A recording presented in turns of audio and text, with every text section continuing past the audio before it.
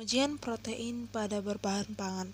Perkenalkan, nama saya Bernita Saharutasoid, NIM 210305 dari grup 3 PAS 5 akan menjelaskan mengenai pengujian protein pada berbagai bahan pangan.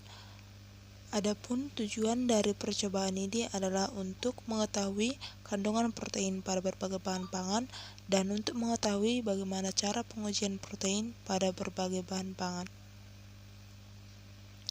Adapun bahan yang digunakan pada pengujian protein pada percobaan ini adalah lateks, susu, telur, dan tepung protein. Kedua adalah alat.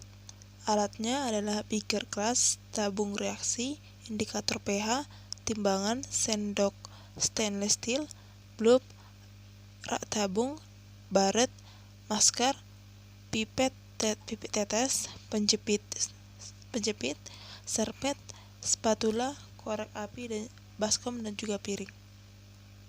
Sedangkan reagensia yang digunakan adalah asam asetat, natrium hidroksida atau NaOH, aqueous, dan juga air suling.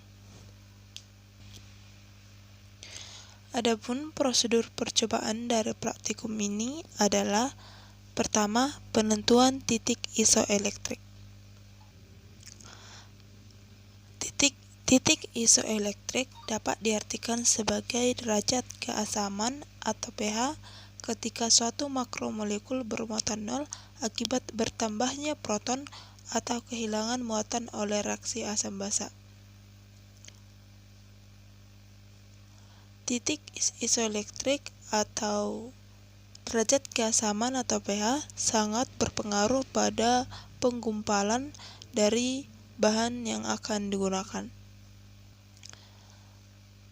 Adapun prosedurnya adalah: pertama, bahan kecuali susu dihancurkan dengan air masak dengan perbandingan 1:1 dan lateks perbandingan 1:2.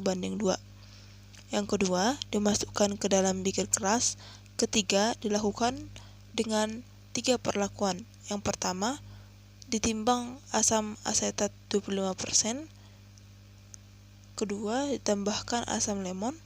Yang ketiga, ditambahkan dengan natrium hidroksida atau NaOH 0,1 N. Kemudian dicatat dan diukur pH penggumpalan. Yang kedua adalah pengujian gluten. Secara kimia, gluten pada makanan adalah campuran amorf dari protein yang terkandung bersama pati dalam endosperma beberapa serealia, terutama gandum hitam, dan juga jelai. Adapun prosedur yang dilakukan adalah: yang pertama, tepung terigu ditimbang sebanyak 10 gram, kemudian diuleni hingga kalis. Ketiga, dibentuk dan direndam dalam air selama 1 menit dan dicuci hingga air cucian jernih. Yang kelima, sisa adonan kemudian dikeringkan. Sebelumnya ditempatkan pada cawan, kemudian dikeringkan dengan oven selama 1 jam pada suhu 100 derajat Celcius. Kemudian setelah gluten kering, dia akan ditimbang dan dihitung persentase gluten persamaan yang ada, yaitu berat gluten per berat sampel dikali 100%. Yang ketiga adalah pengujian daya larut. Adapun prosedur pengujian daya larut adalah: pertama, dipisahkan kuning dan putih telur. Yang kedua, diukur volume putih telur. Yang ketiga, dikocok putih telur sampai berbentuk buih dengan mixer. Keempat, diukur volume buih yang terbentuk.